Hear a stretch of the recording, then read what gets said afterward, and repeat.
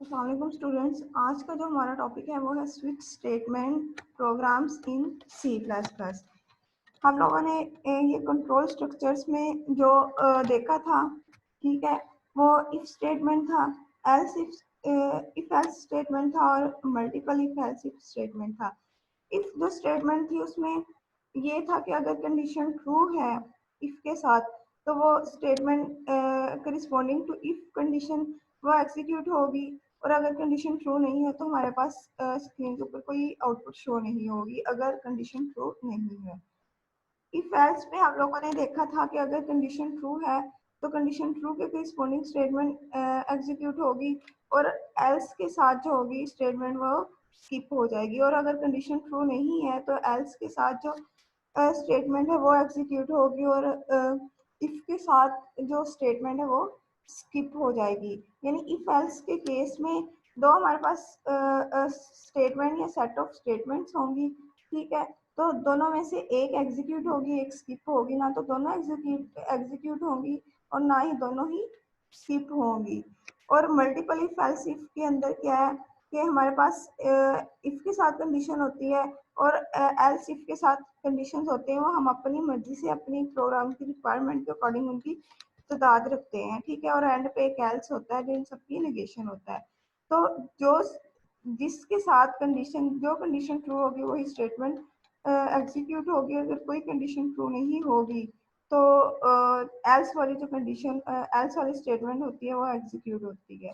अब यहाँ पे स्विच स्ट्रक्चर जो है ये भी कंडीशनल स्ट्रक्चर है। The switch statement is another conditional structure, ठीक है। It can be used easily when there are many choices available and only one should be executed. हमारे पास एक से ज़्यादा चॉइसेस हों, ठीक है, तो उनमें से सिर्फ एक को ही एग्जीक्यूट करवाना हो तो क्या करते हैं, इस स्विच स्ट्रक्चर को यूज करते हैं। अब इसका सिंटैक्स देखें। इस इसका सिंटैक्स जो है वो कुछ इस तरह है। यहाँ पे स्विच और इसके साथ राउंड ब्रैकेट के अंदर यहाँ पे एक्सप्रेशन लिखा जाता है। पहले जो हम लोगों ने देखा था इफ के साथ यहाँ पर कोई कंडीशन लिखी जाती थी, ठीक है, लेकिन अब यहाँ पे स्विच के साथ यहाँ पे कोई एक्सप्रेशन लिखा जाएगा, और वो एक्सप्रेशन क्या होता है, इंटीजर में या करैक्टर वेरिएबल में होता है। इंटीजर में या करैक्टर वेरिएबल में होता है। इसके बाद यहाँ पे जो मल्टीपल चॉइसेस होंगी वो किस तरह आएंगी, ये कर्ली ब्रैकेट से स्विच स्ट्रक्चर का बॉडी स्टार्ट होगा, केस कांस्टेंट 1। अब यहाँ पे अगर हम इंटीजर लिखेंगे तो केस 1 बन जाएगा, अगर हम यहाँ पे करैक्टर लिखेंगे तो केस वो वाला करैक्टर बन जाएगा। इसके आगे हम क्या लिख रहे हैं, कोलन लगाते हैं, ठीक है, इसके आगे क्या लगाते हैं, कोलन लगाते हैं। आगे स्टेटमेंट या सेट ऑफ स्टेटमेंट आएगा, सेमी कोलन के साथ और ब्रेक के साथ सेमी कोलन आएगा। ब्रेक और ये फर्स्ट केस बॉडी कहलाएगा, और ब्रेक क्या करेगा, अगर ये एक्सप्रेशन ट्रू होगा या मैच करेगा तो ये स्टेटमेंट एग्जीक्यूट होगी, और जो हमारा कंट्रोल है वो ब्रेक क्या करेगा, हमारे कंट्रोल को इस केस बॉडी से एग्जिट करवा देगा, ठीक है, cause is exit from first case body. अगर ये एक्सप्रेशन मैच नहीं हो रहा तो हम नेक्स्ट पे जाएंगे केस कांस्टेंट 2 पे। यहाँ पे स्टेटमेंट अगर ये एक्सप्रेशन मैच करेगा ये स्टेटमेंट एग्जीक्यूट होगी और प्रोसेस क्या होगा, टर्मिनेट हो जाएगा, ब्रेक उसको टर्मिनेट कर देगा। ये सेकंड केस बॉडी। इस तरह एन केस बॉडी आ जाएंगे, ठीक है, और एंड पे अगर कोई भी ये वाले सारे एक्सप्रेशन मैच नहीं हो रहे तो एंड पे डिफॉल्ट कोलन के साथ, और अगर ये कोई भी मैच नहीं हो रहे तो क्या होगा, डिफॉल्ट वाली स्टेटमेंट एग्जीक्यूट होगी। ये डिफॉल्ट बॉडी कहलाती है, डिफॉल्ट वाली स्टेटमेंट एग्जीक्यूट होगी। इसका फ्लो चार्ट देखें। फ्लो चार्ट में ये है केस 1। केस 1 अगर ट्रू है तो उसके रिस्पॉन्डिंग स्टेटमेंट एग्जीक्यूट होगी, और यहाँ से प्रोसेस क्या होगा, टर्मिनेट हो जाएगा। और अगर केस 1 ट्रू नहीं है तो हम केस 2 पे पहुंचेंगे, और अगर केस 2 ट्रू होगा तो वो वाली स्टेटमेंट एग्जीक्यूट होगी, और यहाँ से प्रोसेस क्या होगा, टर्मिनेट हो जाएगा। इसी तरह अगर केस 2 भी ट्रू नहीं होगा तो केस 3 पे आएंगे। ऐसे आते आते अगर ये सारे केस ट्रू ना हो या मैच ना करें तो फिर डिफॉल्ट जो बॉडी होगी या डिफॉल्ट वाला केस होगा वो एग्जीक्यूट हो जाएगा। इसकी वर्किंग देखें। Switch statement compares the result of a single expression with multiple cases.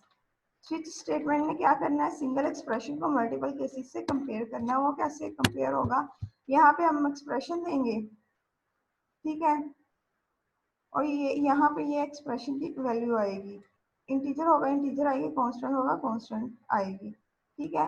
तो जो भी हम एंटर करेंगे वो इससे मैच होगा, अगर वो इससे मैच हो जाएगा तो वो वाला केस पार्टी एग्जीक्यूट होगा। Expression can be any valid expression that results in integer और फैक्टर वैल्यू। अब ये एक्सप्रेशन इंटीजर भी हो सकता है और फैक्टर वैल्यू भी हो सकती है, ठीक है। Next, expression is evaluated at the top of switch statement and its result is compared with different cases। ये जो एक्सप्रेशन है ये स्विच बॉडी के टॉप पे दिया जाता है, फिर हम सीन करते हैं जो भी ये हम इंटीजर या करेक्टर एंड करें, ठीक है, तो वो जिसके साथ मैच होगा वो वाले केस बॉडी की स्टेटमेंट एग्जीक्यूट हो जाएगी। Each case represents one choice. हर केस एक चॉइस को शो करेगा, जितनी हमें चॉइसेस बनानी होगी हम उतने केस ऐड कर लेंगे। If the result matches with any case, the corresponding block of statement executed। जो भी हम लोगों ने केसेस ऐड किए हैं, ठीक है, मल्टीपल चॉइसेस के रिस्पेक्ट से, तो जो रिजल्ट मैच करेगा जिसके साथ केस के साथ, उसके corresponding स्टेटमेंट या ब्लॉक ऑफ स्टेटमेंट एग्जीक्यूट हो जाएगा। Any number of cases can be used in one switch statement। हम अपनी मर्जी से हम अपनी रिक्वायरमेंट के अकॉर्डिंग केसेस के नंबर ऑफ केसेस ऐड कर सकते हैं, 5 7 10 जितने भी। The default label appears eight the end of all case block. ये जो डिफॉल्ट लेबल है, डिफॉल्ट कैसे है, eight the end of the switch statement या स्विच प्रोग्राम के एंड पे यूज अपीयर होता है। It is executed only when the result of expression does not match with any case label. अब जो हम सी इन करेंगे एक्सप्रेशन की वैल्यू, ठीक है, और वो किसी केस बॉडी के साथ मैच ना हो तो एंड पे डिफॉल्ट वाली स्टेटमेंट एग्जीक्यूट होगी। It's use is optional. The position of default label is not fixed. It may be placed before the first case statement और आफ्टर द लास्ट वन।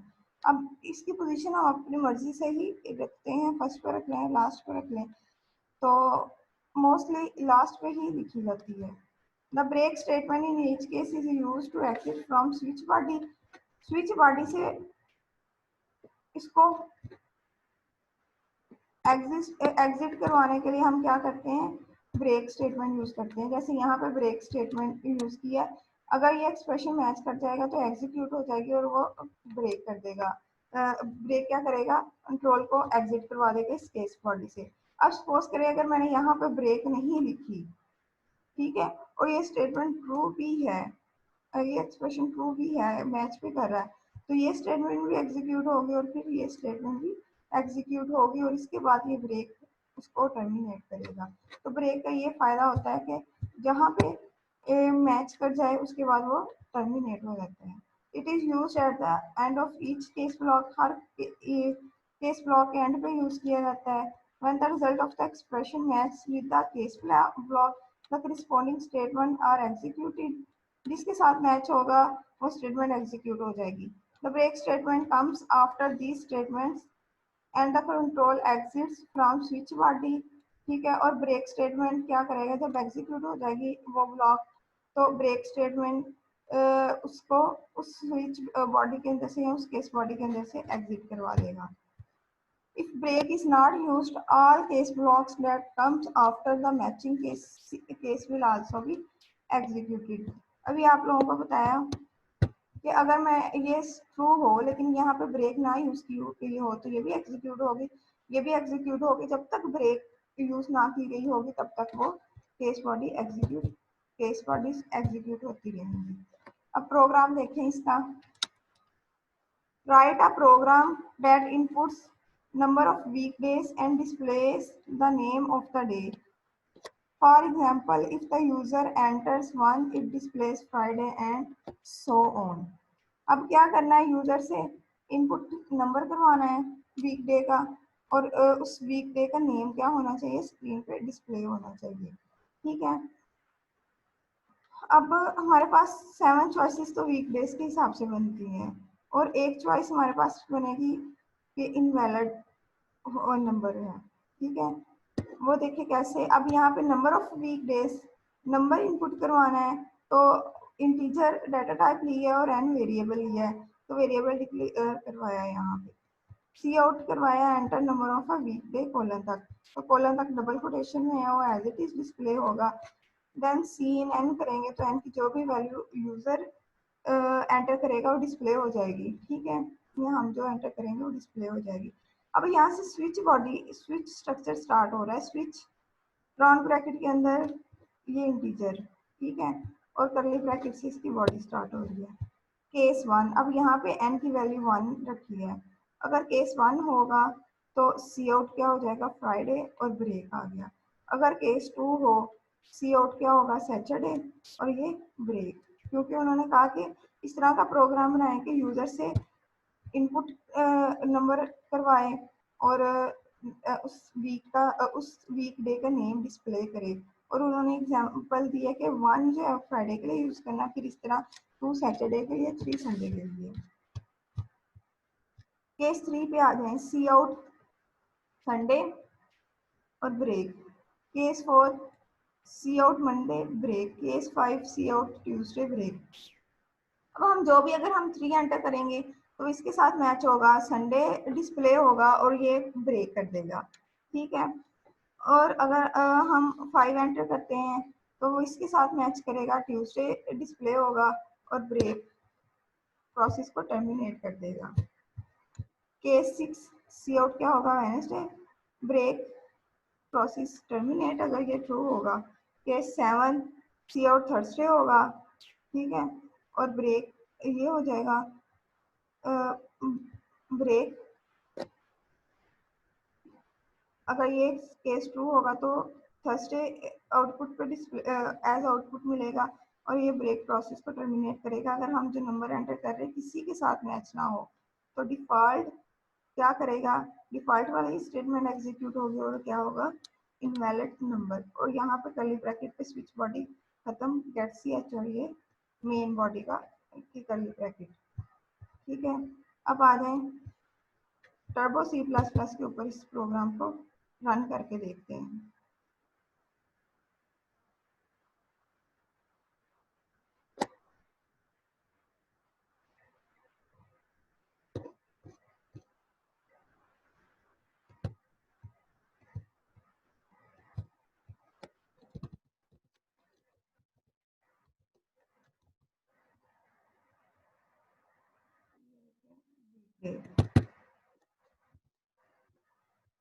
सारा प्रोग्राम वही है, डिक्लेयर क्या किया है with integer data type. C out क्या कर रहे हैं, enter number of a weekday, और सी एन जो भी कराएंगे वो इसके आगे डिस्प्ले हो जाएगा। स्विच से ये बॉडी स्ट्रक्चर स्टार्ट हो रहा है और यहाँ पे 7 केसेस हैं और एक डिफॉल्ट बॉडी है, ठीक है। कंपाइल करके देखते हैं, रन किया। अब सपोज करें मैं 5 एंटर करती हूँ, ट्यूसडे आ गया। अब सपोज ये मैं 21 एंटर करती हूँ, नंबर आ रहा है क्योंकि 21 पे कोई भी वीक डे हम लोगों ने नहीं इंक्लूड किया। अब यहाँ पे एक चीज़ मैं आप लोगों को बताऊँ, अब सपोज करें मैं यहाँ से ब्रेक स्टेटमेंट को ख़त्म कर रही हूँ और मैं एंटर कर क्या करवाऊंगी, 2 करवाऊंगी ताकि वो इस केस से मैच हो जाए।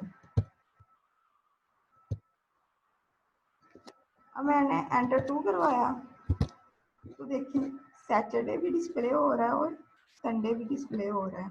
तो अगर हम लोगों ने यहाँ पे देखिए ब्रेक स्टेटमेंट यूज़ नहीं की और इसके साथ ये मैच कर रहा था, तो सैटरडे भी डिस्प्ले हुआ, संडे भी डिस्प्ले हुआ, आगे ब्रेक आ गई तो प्रोसेस टर्मिनेट हो गया। अगर यहाँ पे ब्रेक नहीं होती तो आगे मंडे को भी डिस्प्ले करता। अब ये देखें, अगर मैं सपोज करें 6 एंटर करती हूँ तो अब सिर्फ वेडनेसडे आया क्योंकि ये केस इसके साथ मैच था, ये आउटपुट हुआ और आगे ब्रेक आ गई। तो यहाँ पे ब्रेक अगर यूज ना की जाए और वो स्टेटमेंट ट्रू हो, वो केस मैच भी कर जाए, तो उसके नीचे जब तक ब्रेक नहीं यूज होगा और स्टेटमेंट क्या होंगी, एग्जीक्यूट होती रहेंगी। ठीक है, ये प्रोग्राम था।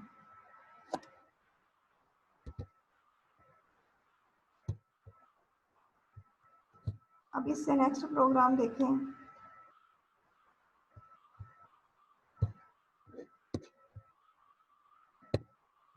Write a program that inputs a character from the user and checks whether it is vowel or consonant। ठीक है, हम लोगों ने इनपुट करवाया था नंबर फ्रॉम यूजर और चेक किया था वो वीकडे को डिस्प्ले करे नंबर के रिस्पेक्ट से। अब यहाँ पे ये कि करेक्टर यूजर से लेना और चेक करना है कि वो वावल है या कॉन्सोनेंट है। तो अब हम यहाँ पे जो वेरिएबल डिक्लेयर कर रहे हैं सी कर रहे हैं और डाटा टाइप क्या ले रहे हैं, करेक्टर ले रहे हैं। एंटर एन अल्फाबेट, अल्फाबेट को एंटर करेंगे कोलन तक और सी एन सी करेंगे तो जो भी अल्फाबेट हम करेंगे वो आ जाएगा। अब यहाँ पे स्विच के जो राउंड ब्रैकेट में एक्सप्रेशन है वो सी आएगा, क्योंकि अब हम जो ले रहे हैं वेरिएबल या डाटा टाइप ले रहे हैं वो करेक्टर डाटा टाइप ले रहे हैं। अब देखें, हम लोगों ने लोअर केस भी यूज किया है, अल्फाबेट का स्मॉल है और अपर केस कैपिटल है, दोनों यूज किए हैं। यूजर जिस तरह मर्जी स्मॉल है एंटर करे, कैपिटल है एंटर करे, ये प्रोग्राम रन करेगा, मतलब एक्यूरेट रिजल्ट देगी। अब यहाँ पे चूंकि करेक्टर को हम सिंगल कोट में लिखते हैं तो इस वजह से यहाँ पे सिंगल कोट में लिखा है। ठीक है, और केस के साथ यहाँ पे हमेशा कोलन यूज होता है। तो अब यहाँ पे करेक्टर आ जाएगा, अगर नंबर किया होता तो नंबर आता, केस लोअर केस ए आया। ठीक है, केस अपर केस ए और करेक्टर के साथ सिंगल कोड लिखी जाती है। अगर ये इसके साथ मैच करेगा सी आउट क्या आएगा, यू एंटर्ड वावल और ब्रेक हो जाएगा। ए के बाद ई वावल होता है, लोअर केस और अपर केस दोनों यूज किए हैं। ठीक है, और अगर ये ट्रू होगा तो क्या होगा, यू एंटर्ड वावल और ब्रेक हो जाएगा। केस आई, स्मॉल आई और कैपिटल आई, तो अगर ये ट्रू होगा तो यू एंटर्ड वावल और यहाँ से ये ब्रेक हो जाएगा। और केस स्मॉल और कैपिटल हो तो अगर ये मैच करेगा तो यू एंटर्ड वावल और ये ब्रेक हो जाएगा। और के बाद यू के लोअर केस भी और अपर केस भी अगर ये मैच होगा तो यू एंटर्ड वावल। ठीक है, कॉलन यूज करते हैं यहाँ पे केस के साथ, और यहाँ पे अगर नंबर होगा नंबर यूज करेंगे, अगर करेक्टर होगा तो वो सिंगल कोड के साथ आएगा। ब्रेक करेंगे, अगर किसी के साथ मैच नहीं होगा तो ये default body not valid, means not valid का मतलब ये है कि वावल नहीं है, कॉन्सोनेंट है। ठीक है, अब इसको रन करके देखते हैं।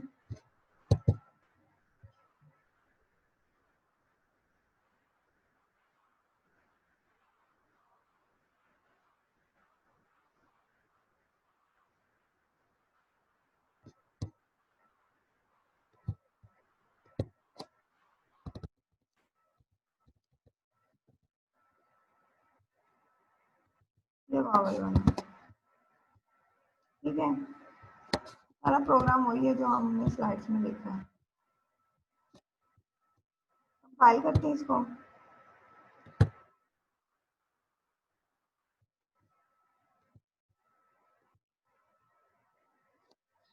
सपोज करें मैं ई एंटर कर रही हूँ, यू एंटर्ड वावल। ठीक है, ये आ गया। अब मैं क्या करूँगी, मैं अपर केस करूँगी। सपोज करें मैं एंटर कर रही हूँ ओ एंटर कर रही हूँ कैपिटल, एंटर्ड वावल। अब अगर मैं करूँगी, सपोज करें मैं जी कर रही हूँ तो नॉट वैलिड आ गया। ठीक है, क्या आ गया, नॉट वैलिड। अब अगर सपोज करें ओ वाली स्टेटमेंट ट्रू है, मैं यहाँ से ब्रेक कर,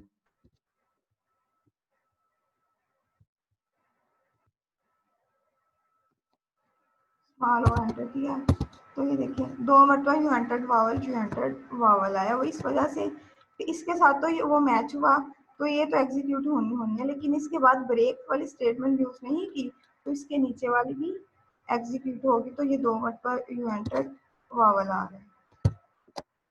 ठीक है, तो ये था स्विच स्ट्रक्चर में प्रोग्राम कैसे करते हैं। ठीक है क्लास, ये था स्विच स्ट्रक्चर। उसकी हम लोगों ने सिंटैक्स होता क्या है, सिंटैक्स देखा था, फ्लो चार्ट देखा था, वर्किंग देखी थी, और ये 2 प्रोग्राम किए थे। ओके क्लास, अल्लाह हाफिज़ क्लास।